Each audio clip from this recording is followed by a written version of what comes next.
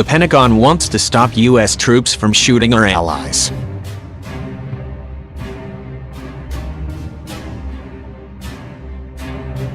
That particularly applies to the numerous places around the world where American special forces are working with local troops, who naturally frown on being blown up by their mentors. As it is, numerous Americans have been killed by friendly fire in Afghanistan and Iraq. How much more difficult is the situation for technologically unsophisticated armies, lacking command and communications equipment, operating alongside U.S. troops?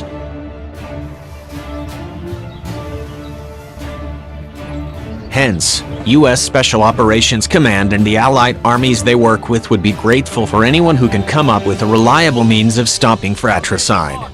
The idea is similar to identification friend or foe transponders on aircraft that emit signals that enable radars to identify these planes as friendly. Without them, it would be easy to mistake a friendly plane as hostile.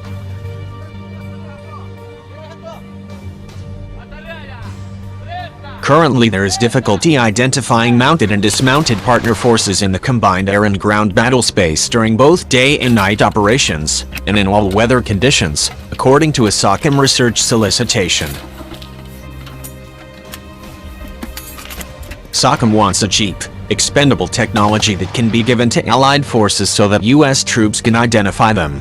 Potential solutions addressing this problem should be easy to operate with minimal training, SOCOM said. Additionally, based on the need to transfer or give this equipment to partner forces in significant quantities, individual devices must be low-cost and contain technology that can be transferable to the partner force. The solution must be detectable by existing special operations forces, US military and coalition observation and targeting systems, both ground and aerial, out to a tactically relevant range, 1 kilometer threshold, 4 kilometers objective, be compatible with the standard and non-standard military uniforms, soldier-carried equipment, and vehicles.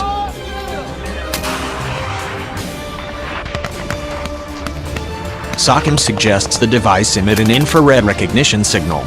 Developers should address viable system concepts that provide an infrared signature in bands visible to existing U.S. Army, Air Force, Navy and Marine Corps aviation platform-mounted and ground-based targeting sensors during all-weather day and night conditions.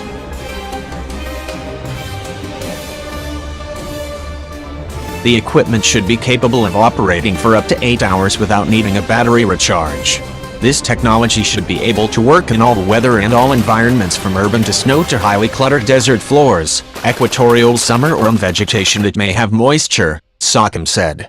Minimum weight, small form factor, simplicity, and durability are desirable characteristics. Note the emphasis on technological simplicity, which suggests that the device is destined for armies such as the Afghans, Kurds, Syrian rebels and African troops.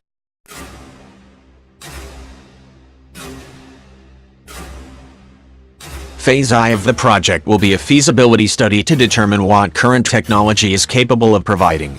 Phase I will call for a prototype partner force identification friend or foe device. SOCOM says there could be spin-off applications for U.S. law enforcement, border patrol and search and rescue teams. Unfortunately, this project may only solve part of the problem, as shown by a recent incident in which a U.S. general was wounded by an Afghan government soldier who apparently was a Taliban sympathizer.